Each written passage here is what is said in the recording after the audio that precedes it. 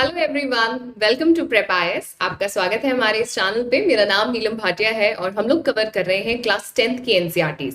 तो आप सबने देखा होगा 9th क्लास की एनसीईआरटी सीरीज हमने पूरी कर ली है। आप में से कुछ लोग कह रहे हैं 11th के एनसीईआरटी के लिए। तो जैसे ही ये 10th की एनसीईआरटी कंप्लीट हो जाती है, हम लोग 11th क्लास के एनसीईआरटी के साथ शुरू करेंगे। तो स्टे ट्यून्ड, आप रेगुलरली इन वीडियोज को देखिए एंड दिल really help you in your competitive exam journey. तो ये चैप्टर काफी छोटा है और बहुत ही कॉन्सेप्चुअल है। तो फैक्ट्स के हिसाब से आपको यहाँ पर बहुत सारे पॉइंटर्स नहीं मिलेंगे, but for your essay and your answer writing आपको काफी सारा फोटो पॉइंट मिल सकता है। तो वहां पर आप थोड़े से केयरफुल रहिएगा। और अगर कुछ एनालिटिकल टाइप का क्वेश्चन आ जाता है तो वहां आपको प्रीलिम्स में भी मदद मिल सकती है। तो चलिए शुरू करते हैं।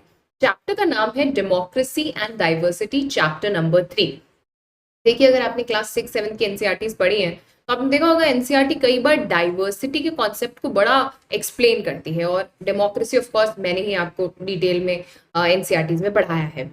तो ये पर्टिकुलर चैप्टर इन दो कॉन्सेप्ट्स को रिलेट करता है। तो जैसा हमने देखा था इससे पहले वाले चैप्टर में कि इंडिया में लिंग्विस्टिक डाइवर्सिटीज, रीजनल डाइवर्सिटीज, हमने और कई देशों को एग्जाम्पल लेकर देखा, बेल्जियम, श्रीलंका का एग्जाम्पल देखा कि diversity is a norm, right.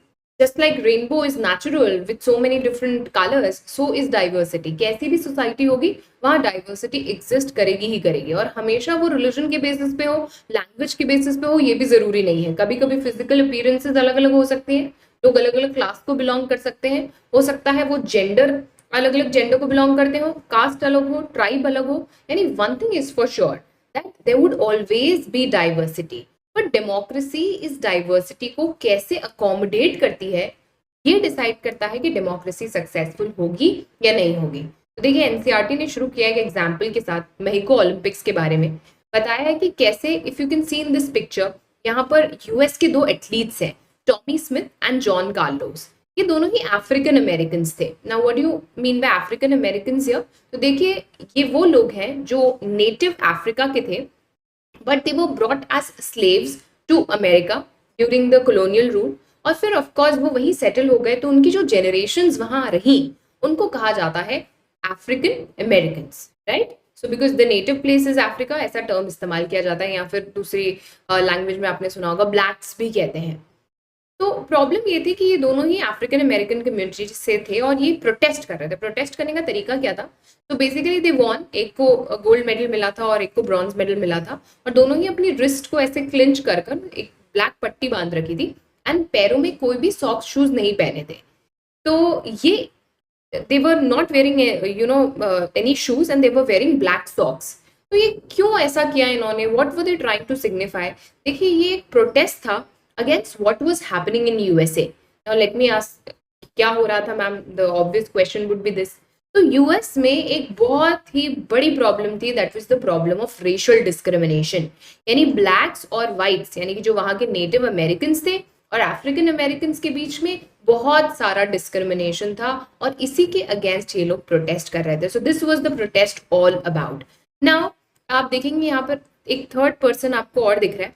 तो he is somebody who was from Australia, जिनका नाम था पीटर नॉर्मन, और इन्होंने भी इस प्रोटेस्ट में साथ दिया by wearing a human rights badge। अब देखिए, कई लोग यहाँ पर ही कहेंगे कि मैम ये गलत है, this was an internal matter, इसको पब्लिक फोरम में नहीं लेकर आना चाहिए था। But we need to understand that racial discrimination किसी एक कंट्री से बाउंडेड नहीं है, ये बहुत जगह पर देखा जा रहा था, and this was a good platform जहां वो अपनी प्रॉब्लम्स को रख सकते थे। By the way, all this was a part of civil rights movement. USA में सिविल राइट्स मूवमेंट काफी साल तक चला और इससे काफी बदलाव भी आए। बेसिकली एक सीरीज ऑफ इवेंट्स हुए थे जिसमें सबका एक ही मकसद था कि ये जो लॉज हैं, जो रेशियल डिस्क्रिमिनेशन प्रैक्टिस किया जाता है, इसको लीगली सिरे से हटाया जाए। और इसमें जो एक नाम बहुत फेमस रहा वो रहा Martin Luther king junior, right. Now please understand that the protest was mostly non violent in nature, and the idea was simple कि ये जो डिस्क्रिमिनेटरी प्रैक्टिसेस हैं इनको आप खत्म कर दीजिए। अब सवाल ये आता है कि पूरी कहानी क्यों बताई गई। ऑब्वियसली एक बात और ध्यान रखिएगा कि ये जो ओलंपियंस थे इनको काफी सारी प्रॉब्लम्स फेस करनी पड़ी। लोगों ने कहा आपने ये गलत करा। जब वो घर गए, they were the countryman were not very happy. In fact जो ऑस्ट्रेलियन थे उनको भी अपनी टीम से निकाल दिया गया, right. Now later, very later, जब लोगों ने इनके काम को रिकॉग्नाइज किया, इनके प्रोटेस्ट को समझा, तो वेरी रिसेंटली जो सेन हाउस यूनिवर्सिटी है जहाँ से ये लोग पढ़े हुए थे, वहाँ इनका एक जो है स्टेचू भी लगाया गया as you can see. So of course late ही रिकॉग्नाइज किया गया बट किया गया. Now why all this was taught to you. यहाँ आपको कुछ बातें समझाने की कोशिश की गई है. That is differences, similarities and division, जो बहुत ही नेचुरल है. हर सोसाइटी में अलग अलग फॉर्म्स में डाइवर्सिटी एग्जिस्ट करेगी. बट क्वेश्चन क्या है, क्या ये डाइवर्सिटी हम चूज करते हैं, क्या ये डिफरेंसेस हम चूज करते हैं? देखिए ज्यादातर social differences are accident of birth.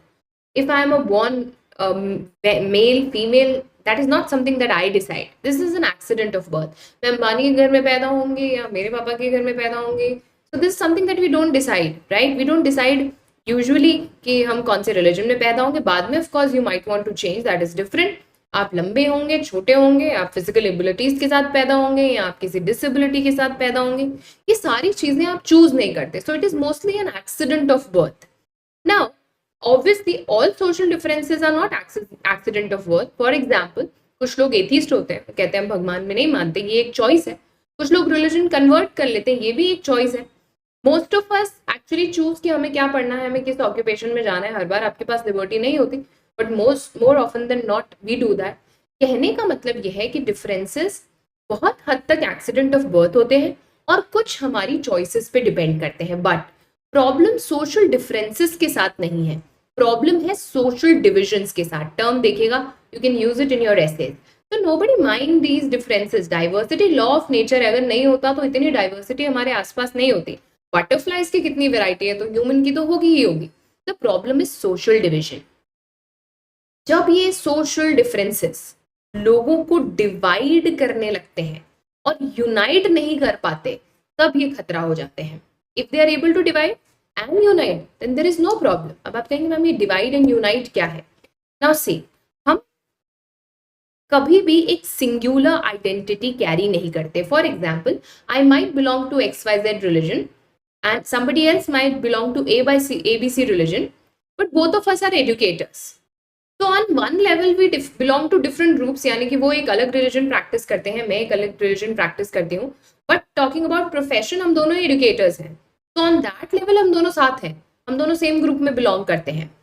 So what happens is sometimes when you think of social differences, they are nothing but ways of categorising people. तो हो सकता है एक समय पर आपकी आइडेंटिटी कुछ और है और दूसरे समय पर आपकी आइडेंटिटी कुछ और है. फॉर एग्जाम्पल, हमने देखा कि जो अफ्रीकन अमेरिकन थे और जो नॉर्मन थे यानी कि जो ऑस्ट्रेलियन थे, उनमें एक डिफरेंस था. एक ब्लैक्स थे और एक वाइट्स थे, या दूसरे शब्दों में एक अफ्रीकन अमेरिकन थे. बट एक सिमिलैरिटी भी थी उनके बीच में जो उनको कनेक्ट कर रही थी, जिस वजह से नॉर्मन ने कहीं ना कहीं उनको सपोर्ट किया. That is they were athletes and they were against racial discrimination. It is very important to understand कि हम कभी भी सिंगुलर आइडेंटिटी के साथ नहीं पैदा होते. और अगर ज्यादातर लोग इस बात को समझ में, क्योंकि यूजुअली हम ये समझ लेते हैं if we belong to a particular religion we belong to that group और कम्युनिटी, पर ऐसा हमेशा नहीं होता. हो सकता है आप उन लोगों के साथ ज्यादा रिलेट कर पाओ जो आपके साथ किसी और मैटर में कनेक्ट करते हैं. तो look at this, take for example NCERT बहुत अच्छा एग्जाम्पल देता है. हो सकता है आप सेम फैमिली से हैं, बट आपके घर में कुछ लोग गरीब हैं, कुछ लोग अमीर हैं, एक ही फैमिली से, and they don't get along because they think they are very different. So the conclusion is we all have more than one identity and we belong to more than one social groups. हम कभी भी सिर्फ एक identity नहीं carry करते, हम अलग अलग सोशल ग्रुप्स को बिलोंग करते हैं. यानी कि एक बात हमें समझ में आ गया कि सोशल डिफरेंसेस होंगे, कुछ सोशल डिफरेंसेस सोशल डिविजन्स में कन्वर्ट होंगे, पर यहाँ तक भी प्रॉब्लम नहीं है. ये डिविजन्स दो तरह के होते हैं, ध्यान से देखिएगा, ओवरलैपिंग एंड क्रॉस कटिंग. एक एग्जाम्पल से हम लोग ये बात समझते हैं. लेट्स से एक इंसान है जिसका नाम है राम और दूसरे का नाम है श्याम. ठीक है, राम श्याम दो लोग हैं. जो राम है वो पुअर फैमिली से बिलोंग करते हैं और श्याम जो है वो रिच फैमिली से बिलोंग करते हैं. राइट, राम जो है वो ABC रिलीजन से है और श्याम जो है वो XYZ रिलीजन से है. अब यहाँ पर एक चीज नोटिस करिए, आप एक पैटर्न है सोसाइटी में यहाँ पर कि जो भी लोग ABC रिलीजन को बिलोंग करेंगे वो गरीब होंगे और जो भी लोग XYZ रिलीजन को बिलोंग कर रहे होंगे वो रिच होंगे. यानी कि आप देख रहे हैं कि कैसे सोशल डिवीजन एक दूसरे से ओवरलैप कर रहे हैं. और एक सोसाइटी में ऐसा देखने को मिल रहा है कि अगर आप एक पर्टिकुलर रिलीजन के हैं तो मोर ऑफन देन नॉट आप पुअर होंगे, और अगर आप XYZ रिलीजन के हैं तो आप more often than not rich होंगे. इसे कहा जाता है ओवरलैपिंग डिफरेंसेस। अगर आप ध्यान से देखें तो यूएसए में यही हो रहा था। जो जो डिफरेंस था between black and white, that was not just because they were different in colour, the problem was increasingly US के ब्लैक्स गरीब थे, होमलेस थे, उनके अगेंस्ट डिस्क्रिमिनेशन हो रहा था। ऐसा ही कुछ दलित के साथ हमारी कंट्री में हो रहा है और हो रहा था। They tend to be poor, they tend to be landless, they face discrimination and injustice. यानी कि जब ये सोशल डिविजन एक दूसरे से मिल जाते हैं और certain category of people face a certain kind of situation, तब हम उसे कहते हैं ओवरलैपिंग डिफरेंसेस। ये खतरनाक है क्योंकि इससे सोसाइटी में डिवाइड भी बढ़ता है और प्रॉब्लम्स भी बढ़ती हैं। बट अगर सोशल डिफरेंसेस क्रॉस कट कर रहे हो तो वो बड़े अच्छा है, that's great, that's not a problem. Let's understand ये क्रॉस कटिंग डिफरेंसेस क्या होते हैं एक एग्जाम्पल के थ्रू। एनसीईआरटी ने हमें एग्जाम्पल दिया है, बोला दो आप प्लेसेस देखिए, one is northern Ireland and one is Netherlands. दोनों ही प्रीडोमिनेंटली क्रिश्चियन कंट्रीज हैं, whether you talk of northern Ireland और यू टॉक ऑफ नेदरलैंड्स। और देखो डिफरेंस क्या है, दोनों में ही आपको प्रोटेस्टेंट्स और कैथलिक्स मिल जाएंगे। So you find Catholics and Protestants Netherlands में भी एंड नॉर्दर्न आयरलैंड में भी। लेकिन देखो डिफरेंस क्या है, when you go to Northern Ireland आप ये देखते हो कि क्लास एंड रिलीजन, क्लास यहाँ पर किससे मतलब है, source of income, income strata से रिलेटेड है।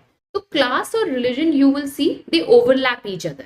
मतलब क्या है इसका, अगर आप नॉर्दर्न आयरलैंड में एक कैथलिक है तो मोर लाइकली आप गरीब होंगे, मोर लाइकली आपके साथ डिस्क्रिमिनेशन हुआ होगा। जबकि आप नेदरलैंड्स में चले जाओ तो क्लास और रिलीजन एक दूसरे को क्रॉस कट करते हैं। यानी कि अगर आप कैथलिक हैं तो आप अमीर भी हो सकते हैं, आप गरीब भी हो सकते हैं। प्रोटेस्टेंट है, हो सकता है आप अमीर भी हो गरीब भी हो। तो कुछ कैथलिक्स अमीर होंगे, कुछ कैथलिक्स गरीब होंगे, कुछ प्रोटेस्टेंट्स अमीर होंगे और कुछ प्रोटेस्टेंट्स गरीब होंगे। तो आप समझ रहे हैं किस तरह से ये डिफरेंसेस क्रॉस कट कर देते हैं एक दूसरे को in the case of Netherland. और रिजल्ट हमारे सामने है, कैथलिक और प्रोटेस्टेंट्स में इतनी कॉन्फ्लिक्ट हुई है नॉर्दर्न आयरलैंड में, जबकि आप नेदरलैंड्स में ऐसा कुछ नहीं देखते। तो हमेशा याद रखिएगा, आपके ऐसे के लिए भी बड़ा जरूरी है, ओवरलैपिंग जो सोशल डिफरेंसेस हैं उसकी वजह से डिविजन्स बहुत गहरे हो जाते हैं, टेंशन्स बहुत ज्यादा हो जाते हैं। But if these social divisions cross cut each other तो इनको अकोमोडेट करना बड़ा आसान है, because then there is less tension, less problems. Now obviously जैसा कि मैंने आपसे कहा, please remember these two terms, overlapping and cross cutting, use it in your answers, आपको अच्छे मार्क्स मिलेंगे। Overlapping and cross cutting. Now next question, social divisions किसी ना किसी फॉर्म में हर कंट्री में एग्जिस्ट करते हैं, ये भी सच्चाई है, चाहे वो बड़ी कंट्री हो, छोटी कंट्री हो। इवन जिन कंट्रीज को हम होमोजीनियस सोसाइटी समझते थे, now what do I mean by homogeneous here, ऐसी सोसाइटी जहां पर ज्यादातर एक तरीके के लोग हैं, एक तरह से दिखने वाले, एक तरीके की एथनिसिटी वाले, सेम रिलीजन फॉलो करने वाले। इवन जो होमोजीनियस सोसाइटीज हुआ करती थी, आज वहां भी इतना माइग्रेशन हुआ है और इतना अलग अलग कल्चर का इन्फ्लक्स हुआ है कि आप देखते हो even there you don't find that homogeneous society जो आज से कुछ साल पहले एग्जिस्ट करती थी। यानी पूरी दुनिया में you find multi cultural societies. ये बात क्यों बोल रहे हैं हम कि मल्टी कल्चरल सोसाइटीज एग्जिस्ट करेंगी, यानी कि अगर मल्टी कल्चरल सोसाइटीज होंगी तो सोशल डिविजन्स भी एग्जिस्ट करेंगे। तो चलिए अब बात करते हैं पॉलिटिक्स ऑफ सोशल डिविजन्स की। तो हमें ये तो समझ में आ गया कि सोसाइटी में सोशल डिविजन्स एग्जिस्ट करेंगे, पर पॉलिटिक्स का इन सोशल डिविजन्स के साथ कैसा रोल होना चाहिए, क्या पॉलिटिक्स के इन्वॉल्वमेंट से ये डिविजन्स पॉलिटिकल डिविजन्स में कन्वर्ट हो जाते हैं। कई बार ऐसा भी देखा गया कि इसकी वजह से कॉन्फ्लिक्ट, वायलेंस और कभी कभी तो एक देश का बंटवारा भी हुआ। तो इसको समझाने के लिए हमें नॉर्दर्न आयरलैंड का एग्जाम्पल दिया गया है, जो अभी थोड़ी देर पहले भी दिया गया था। तो ये जो रीजन है इसमें कई तरीके के कॉन्फ्लिक्ट्स देखने को मिले हैं। टाइम एंड अगेन हिस्ट्री में बहुत सारे एथनो पॉलिटिकल कॉन्फ्लिक्ट यहाँ पर हुए हैं। रीजन मैंने आपको बताया, अगर आप इसका पॉपुलेशन डिवीजन देखो तो 53% लोग प्रोटेस्टेंट्स हैं, वाइल 44% आर रोमन कैथलिक्स। अब देखिए तकलीफ क्या है, जो कैथलिक्स हैं they are represented by nationalist parties, और उनका ये कहना था कि जो नॉर्दर्न आयरलैंड है वो रिपब्लिक ऑफ आयरलैंड के साथ यूनाइट कर दिया जाए। तो कैथलिक्स की डिमांड क्या थी, that northern Ireland should be unified with Republic of Ireland, जो कि खुद एक कैथलिक कंट्री है। Obviously because they practised Catholic faith, so they thought कि हमारे लिए अच्छा रहेगा अगर हम रिपब्लिक ऑफ आयरलैंड के साथ मिल जाएं। जबकि Protestants which were represented by unionist, उनका ये कहना था कि हमें तो यूके के साथ ही रहना है। Why, because UK is Protestant. तो आप समझ रहे हैं कैसे एसोसिएशन का डिफरेंस आ रहा था because one were Catholics and one were Protestants. एक चाह रहे थे कि हम लोग नॉर्दर्न रिपब्लिक ऑफ आयरलैंड के साथ चले जाएं और एक चाह रहे थे कि नहीं, हमें यूके के साथ ही रहना है। और इसमें इतनी प्रोटेस्ट हुई, इतनी लड़ाई झगड़े हुए, इतनी मिलिट्री इन्वॉल्वमेंट हुआ, फाइट हुई नेशनलिस्ट और यूनियनिस्ट के बीच में कि कहीं ना कहीं सिक्योरिटी खतरे में आ गई। कहीं जाकर 1998 में जो यूके गवर्नमेंट है और जो नेशनलिस्ट है, उन्होंने एक पीस ट्रीटी साइन करी जो बाद में फिर सस्पेंड भी हो गई थी क्योंकि वहां पर काफी सारा आर्म स्ट्रगल हो गया था। So what I am trying to tell you is कि कैसे कंट्री में डिफरेंसेस में जो पॉलिटिक्स एंटर करती है, यूनियनिस्ट नेशनलिस्ट वाली जो पॉलिटिक्स थी, उसकी वजह से it can lead to so many conflicts, violent conflicts and even division. एक इसका एग्जाम्पल यूगोस्लाविया भी है। सो ऑब्वियसली द स्टोरी बहुत लंबी है यूगोस्लाविया की, बट अगर मैं आपको नटशेल में एक बात बताऊं, आज अगर आप एटलस में देखेंगे तो आपको यूगोस्लाविया नहीं दिखेगा, but it was a country once. और इस कंट्री में कहीं ना कहीं there were a lot of differences on the lines of sects, and इसीलिए 6 अलग अलग एथनिक ग्रुप्स यहाँ पर एग्जिस्ट करने लगे थे।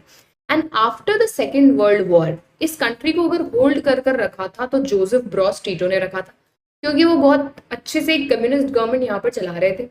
जैसे ही टीटो यहाँ से एग्जिस्ट हुए, कंट्री कोलैप्स कर गया, क्योंकि वो डिवीजन एग्जिस्ट करते थे, वो डिविजन्स बहुत समय से एग्जिस्ट कर रहे थे, वर्ल्ड वॉर 2 के बाद बहुत डीप हो गए थे। तो फाइनली जब उसमें पॉलिटिक्स ने एंट्री ली और एक स्ट्रॉन्ग लीडर वहां से निकला, तो Yugoslavia broke up into 6 independent countries. मुझे कमेंट बॉक्स में बताइएगा कि यूगोस्लाविया कौन सी 6 कंट्रीज में जो है डिवाइड हुआ था, जो आज भी एग्जिस्ट करती हैं। यानी कि अगर हम एग्जाम्पल देखें नॉर्दर्न आयरलैंड का या यूगोस्लाविया का, तो हमें एक बात समझ में आती है कि पॉलिटिक्स और सोशल डिफरेंसेस अगर मिक्स्ड होते हैं तो खतरा तो है, there is a little warning that comes with it। But क्या ये कभी भी मिक्स नहीं होने चाहिए, या ये पॉसिबल है कि ये मिक्स ना हो? देखिए, पॉलिटिक्स हमेशा एग्जिस्ट करेगी, सोशल डिविजन्स भी हमेशा एग्जिस्ट करेंगे और इसीलिए एक दूसरे से मर्ज भी करेंगे। बट यहाँ पर हमको देखना पड़ेगा कि कैसे हम ये इंश्योर कर सकते हैं कि ये जो मिक्स है ये हेल्दी हो और इस तरह से इसका वायलेंट जो है आउटकम या फिर एक नेगेटिव आउटकम नहीं निकल कर आए। क्योंकि देखिए, पॉलिटिक्स में हमेशा लोग सोशल डिविजन्स पर अपील करेंगे, they would make promises to different communities कि आपकी कास्ट के लिए हम ये कर देंगे, आपकी कम्युनिटी के लिए हम ये कर देंगे।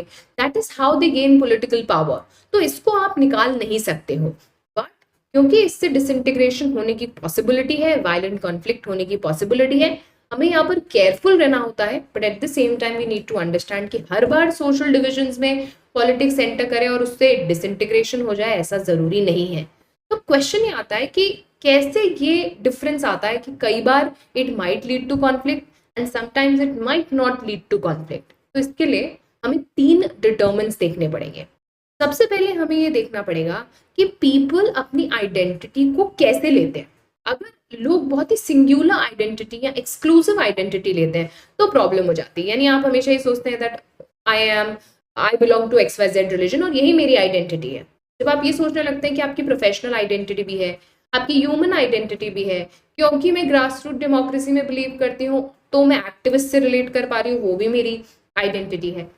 बट प्रॉब्लम कब आती है जब लोग अपनी आइडेंटिटी को बहुत ही सिंगुलर और एक्सक्लूसिव देखने लगते हैं। आप नॉर्दर्न आयरलैंड में देख लीजिए, people were only thinking of themselves as Catholics और प्रोटेस्टेंट्स, इसीलिए उनको साथ लाना मुश्किल हो गया था। लोगों को साथ लाना, लोगों को अकोमोडेशन सिखाना तब आसान हो जाता है जब लोग अपनी आइडेंटिटी को मल्टीपल लेते हैं, right? It's not just based on religion, it's based on your thought process. I am a woman, so somebody belonging from another religion but is a woman, I might be able to relate more with her due to the same set of problems that we have faced. Or I might be able to relate with some men who are in my workspace कि उनकी problems क्या है। So what I'm trying to tell you is individual या exclusive या singular identities problem है। जब लोग अपने आप को multiple identities में देखने लगते हैं तब डाइवर्सिटी को अकोमोडेट करना आसान हो जाता है। सो फार इंडिया में लोग अपने आप को मल्टीपल आइडेंटिटीज में देखते हैं एंड आई होप कि हम आगे भी ऐसा ही करेंगे। तो one is how do people perceive themselves. Second, ये इस बात पे डिपेंड करता है कि जो पॉलिटिकल लीडर्स हैं वो अपनी डिमांड्स कैसे रख रहे हैं।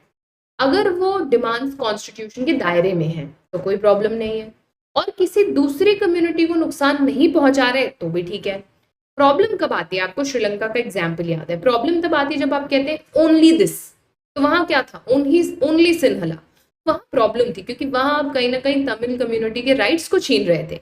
यूगोस्लाविया में भी यही प्रॉब्लम थी कुछ हद तक, आप इसीलिए वहां पर अकोमोडेशन नहीं लेकर आ पा रहे थे। So it depends on how the demands are being put. And finally government इन डिमांड्स पर रिएक्ट कैसे करती है। हमें याद है बेल्जियम और श्रीलंका का एग्जाम्पल। बेल्जियम ने अकोमोडेटिव तरीके से उसको सॉल्व किया, अमेंडमेंट लाए, एक अच्छा सा सिस्टम डेवलप किया, बेल्जियम मॉडल बनाया और प्रॉब्लम सॉल्व कर ली। जबकि Sri Lankan government was very adamant, they wanted to be majoritarian, और रिजल्ट क्या हुआ वो हमने देख लिया। तो गवर्नमेंट कैसे रिएक्ट कर रही है, इससे भी ये डिपेंड, इस पर भी ये असर होगा कि कंट्री में उसको लेकर वायलेंट प्रोटेस्ट होंगे, डिसइंटीग्रेशन होगा या अकोमोडेशन होगा। पोस्ट इंटीग्रेशन कभी भी काम नहीं कर सकता। ये बहुत ही बढ़िया लाइन है, आप यूज करेगा अपने आंसर्स में। पोस्ट इंटीग्रेशन ज्यादातर it leads to seeds of disintegration. जब आप जबरदस्ती जो है इंटीग्रेशन करने की कोशिश करते हैं, more often than not it leads to disintegration. एक डेमोक्रेसी में हमेशा सोशल डिविजन्स होंगे, उनका पॉलिटिकल एक्सप्रेशन भी हेल्दी है। द पॉइंट इज उसे एक्सप्रेस कैसे किया जा रहा है। अगर अच्छे तरह से किया जा रहा है, पॉजिटिवली किया जा रहा है, तो उससे हमारी डेमोक्रेसी कहीं ना कहीं स्ट्रेंथन ही हो रही है। लोगों की प्रॉब्लम सामने आएंगी, सॉल्व होंगी, तो किसी को प्रॉब्लम नहीं होगी। द ओनली थिंग इज इसके लिए पाथ कैसा फॉलो करना चाहिए। डेमोक्रेटिक पाथ, अपनी आवाज सामने रखो, पीसफुल तरीके से रखो, कॉन्स्टिट्यूशनल तरीके से रखो, और इसके लिए there is a proper way to go about it. कभी कभी ये जो सोशल डिफरेंसेस हैं ये बहुत ही अनएक्सेप्टेबल लेवल के हो जाते हैं। ऑफ कोर्स कभी कभी इतना ज्यादा इनजस्टिस हो जाता है that people do recourse to violence, people do take up the path of violence. But हमेशा ये देखा गया है कि डेमोक्रेसी में अगर आप रिकॉग्नाइज कर लें, आप एक्सेप्ट कर लें कि डिफरेंसेस हैं, और डेमोक्रेटिक तरीके से उसके लिए लड़े, तो अकोमोडेशन पॉसिबल है। कई सारे केसेस में अकोमोडेशन हुआ भी है और कंट्री हैप्पी हेल्दीली रहती है। तो this chapter was more analytical in nature. आपको आई होप समझ में आया क्रॉस कटिंग डिफरेंसेस, ओवरलैपिंग, आपको समझ में आया the concept of how can we ensure कि इससे डिसइंटीग्रेशन ना हो, and how social divisions are a reality, but how politics interacts with it is what matters the most. So this is about chapter number 3. I hope ये chapter आपको समझ में आया. All the best. हम लोग अब मिलेंगे chapter number 4 के साथ.